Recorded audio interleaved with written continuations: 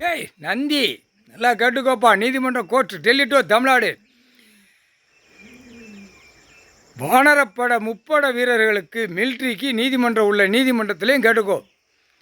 கைலாசத்தில் ஐயா 13 கோடீஸ்வர் கணக்கு போடுவார், கணக்கு எழுதார். தமிழ்நாட்டில் இன்னும் கேள்வி கேட்கல. நீதிமன்றம் கோர்ட்லேருந்து இன்னும் கேட்கல.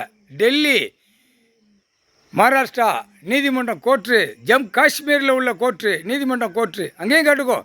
முப்பட வானரப்பட காஷ்மீரில் உள்ள கணக்கு இருக்குது. எல்லா கணக்கும் இருக்குது, எல்லா நீதிமன்றத்திலையும் இருக்குது. தமிழ்நாட்டில் உள்ள கணக்கு நீதிமன்றம் 13 கோடீஸ்வர ஜோதிலிங்கம் ஐயா கணக்கு போட்ட கணக்கு இன்னும் எடுக்காமல் இருக்காங்க. அந்த கணக்கு உனக்கு கொடுக்கணும்ல. யாருக்கு? பாகிஸ்தான், காஷ்மீர், தாய் இந்தியா நாடு, டெல்லி, எல்லா நீதிமன்றத்திலையும் கேட்டுக்கோ. இப்போ நீதிமன்றம் நீதியாக உட்காந்துருக்கார், ஜட்ஜியாக உட்காந்து கணக்கு போடுறாரு, கணக்கு எடுத்தார். இன்னும் ஏன் எடுக்கலைங்கிற கேள்வி கேட்கார். அப்போ உலக நாடே இந்த கேள்வியை வரையில் தமிழ்நாட்டில் உள்ள நீதிமன்ற கோர்ட்டில் ஜட்ஜியை கேள்வி கேட்பாங்க. சென்னை, மெட்ராஸ், மதுரை உச்ச நீதிமன்றம், டெல்லி உச்ச நீதிமன்றம், சென்னை, மெட்ராஸ் உச்ச நீதிமன்றம், எல்லாம் உச்ச நீதிமன்றம் நீ வச்சுருக்கப்பா. அடுத்து தெக்குப்பாளைய ராஜபாளைய நீதிமன்றத்திலையும் கேள்வி கேட்கல. இப்போ வழக்கறிஞர் உள்ளே வரும் அந்த கேள்வி வரும். எதுக்கு ஐயா கணக்கு கொடுத்தாரு, நீ ஏன் ஏற்றாமன்னு, ஏன் உள்ளே விலை, ஏன் இந்த லேட்டு அப்படிங்கிற கேள்வி ராஜபாளையம் வரும், சிலுவத்தூர் வரும். அந்த கேள்வி கேட்பான்ல நீதிமன்றத்திலேருந்து. அங்கே ஜட்ஜி கேட்பாங்க. எந்த கேள்வி கேட்பாங்க? வானரப்பட இராணுவ முப்பட வீரர்கள் கேட்பாங்க. நீதிமன்ற கோர்ட்டு ஜட்ஜி கோர்ட்டார் பூரா கேட்பாங்க. எதுக்கு, என்ன காரணம்? உட்கார்ந்துருக்காரு, அதுவும் கைலாசத்தில் உட்கார்ந்துருக்காரு. நீ ஏன் தமிழ்நாட்டுக்குள்ளே உட்காந்து நீ கேட்காம இருந்த? இது எவ்வளோ பெரிய குற்றம், குற்றத்தில் குற்றம், குற்றமாக மேலே குற்றம். அப்போ அரசியல்வாதி வச்ச சட்டத்தில் நீ ஓட்டிகிட்டு போக முடியுமா?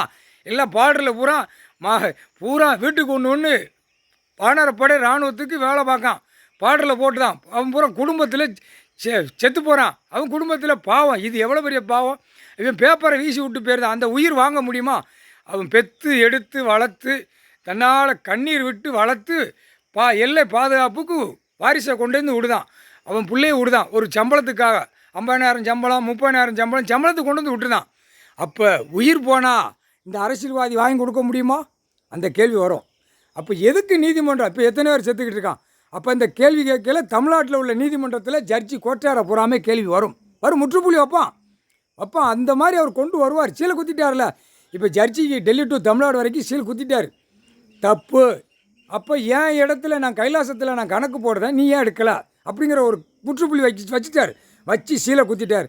என்னென்னா அதுவும் கேள்வி கேட்காங்க. என்னமோ ஒத்தியில் பையன் ஒருத்தன் இருக்கான், அவர் கடவுள் மகன், சும்மா என்னமோ ஆடிக்கிட்டு வீடியோ சேனலில் விட்டுக்கிட்டு என்னமோ இருக்குன்னு நீ நினைக்க அப்படின்ட்டார். அது கணக்கு போட்டார். உள்ள ஒவ்வொரு கணக்கு போடையில் தலையை நிமிர்ந்து உட்காந்துருப்பார். அதான் பார்க்கலையா? தலையை நிமிர்ந்து உட்காந்துருப்பார், கண் பார்வையில் பார்ப்பார், எல்லாமே பார்த்துக்கிட்டு இருக்கார் கைலாசத்துலேருந்து உட்காந்து. அப்போ நீதிபதி ஜட்ஜி கோட்டார் பயம் இல்லை அப்படின்ட்டார். அந்த பயம் இல்லை அப்படின்ட்டார். அந்த பயம் கொடுக்கக்கூடிய நேரம் வந்துவிட்டது அப்படின்ட்டார். டெல்லி டு தமிழ்நாடு, தமிழ்நாடு டு டெல்லி வரைக்கும் நீதிபதி ஜட்ஜி கோட்டாருக்கு அந்த பயம் கொடுப்பார். அந்த பயம் கொடுக்கறது கடவுள் ஒன்று தான் கொடுக்க முடியும், வேறு யாரையெல்லாம் கொடுக்க முடியாது. அது கூடிய சீக்கிரம் அந்த பயத்தை கொடுப்பார். முக்கால் சத்தியம். இவ்வளோ நாள் கணக்கு போட்டு இன்னும் நீங்கள் பெட்டிஷனை வாசிக்க கணக்கு வழக்குகளை பார்க்கத்தான் போய்கொண்டே இருக்கிய ஒழிய கடவுள் அமர்ந்திருக்கார், உட்கார்ந்துருக்கார். கடவுள் நீதிபதி ஜட்ஜியாக உட்கார்ந்துருக்கார்.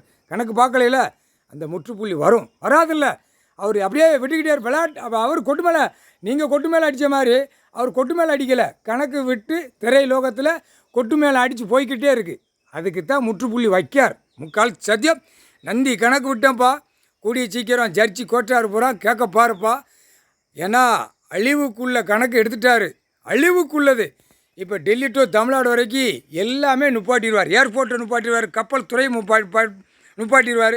எல்லாம் அந்த சிக்கல் வரையில் 2ஆம் நம்பர் வியாபாரம் பார்க்குறதுக்கு தான் ஏர்போர்ட் அமைச்சிருக்கான், விமானத்தை அமைச்சிருக்கான்.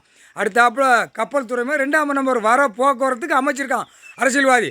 ஆனால் அவர் கணக்கு இட்டார். கணக்கு அது ஓலைச்சோடில் இருக்குது, ஏட்டில் இருக்குது.